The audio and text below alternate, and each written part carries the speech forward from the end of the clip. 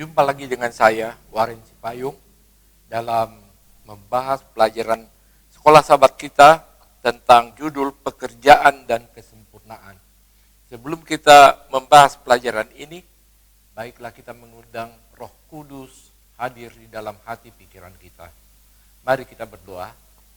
Bapa kami dalam sorga, terima kasih Tuhan atas kesempatan yang Tuhan berikan bagi kami untuk mendalami akan pelajaran sekolah sahabat kami. Ajari kami agar kami dapat lebih mengerti maksud dan rencana Tuhan bagi umat-Mu di atas bumi ini. Di dalam nama Yesus kami berdoa dan mengucap syukur. Amin. Saudara, pekerjaan dan kesempurnaan.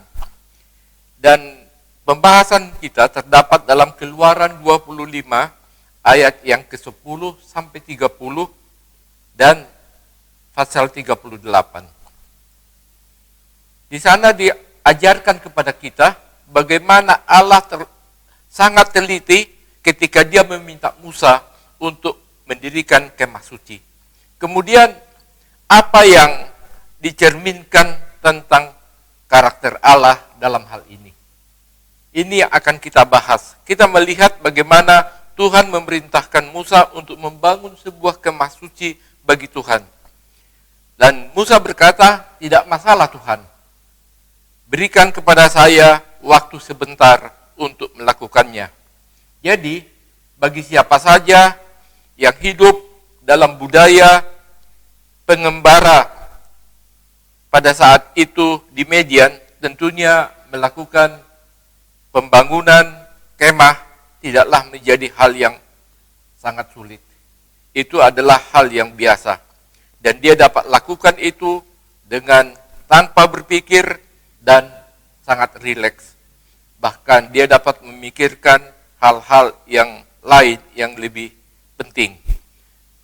Tetapi ada di dalam benak daripada Musa, yang diharapkan oleh Musa adalah seperangkat cetak biru. Itu yang dia pikirkan. Kemudian instruksi pelaksanaannya tentang bagaimana panjangnya meja-meja ataupun peralatan yang di sana. Dan dia juga memikirkan bagaimana pakaian para imam serta 150 instruksi lain yang harus dilakukan. Kita dapat lihat itu dalam Keluaran pasal yang ke-25 ayat 23 sampai 30. Lalu ketelitian yang mendalam yang ditunjukkan Allah dalam ayat itu dalam pembangunan kemahnya ini menunjukkan pertama kesempurnaan jiwa yang menonjol.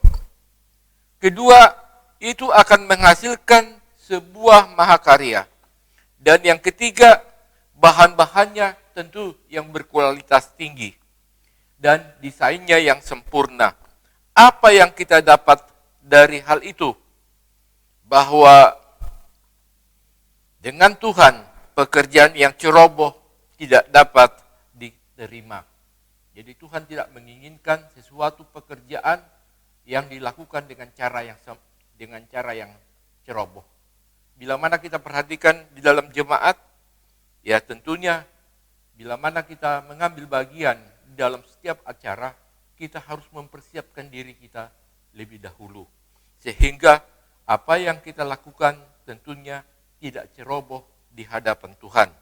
Kemudian kita lihat tampaknya standar yang diberikan Allah itu amat tinggi. Tetapi kita harus percaya bahwa Allah sendirilah yang menyediakan tidak hanya dorongan semangat, tetapi juga sumber daya manusia untuk mencapainya. Itu dapat kita lihat dalam Keluaran 31 ayat 1 sampai 6 dan 35 dan sampai 36. Bahwa Allah sendiri memberi keterampilan yang dibutuhkan oleh para pekerja. Jadi Allah sendiri yang memberikan keterampilan yang dibutuhkan oleh pekerja. Untuk saat ini tentunya setiap orang yang mau bekerja akan dilengkapi Tuhan juga dengan keterampilan dan kemampuan yang baik di dalam pelaksanaannya. Lalu bahwa Allah sendiri yang akan memberikan keterampilan yang dibutuhkan oleh para pekerja. Yang kedua, orang-orang ini dikatakan dipenuhi oleh roh keterampilan, oleh roh Allah, roh kudus, oleh kuasa roh yang memberi mereka kemampuan dan pengetahuan dalam segala jenis keterampilan. Sehingga pembangunan kemah suci itu dan perabotannya akan berjalan seperti yang diperintahkan Tuhan di dalam Keluaran 36 ayat yang pertama. Selain itu, dua perancang utama yang sama juga diberkahi dengan kepandaian untuk mengajar. Kita tahu Musa tidak sendiri. Musa dibantu oleh Harun. Oleh karena itu Tuhan juga memberikan kepada mereka seorang pengajar sehingga mengetahui dan memiliki keterampilan agar tetap ada di dalam komunitas Israel pada waktu itu.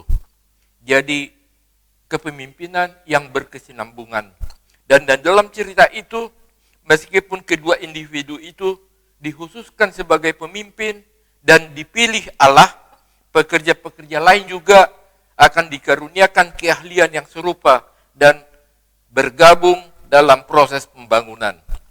Karena itu, meskipun kita telah jatuh ke dalam dosa, manusia telah jatuh ke dalam dosa, manusia yang fana ini tidak bisa beralasan untuk melakukan sesuatu tugas dengan dedikasi yang kurang maksimal.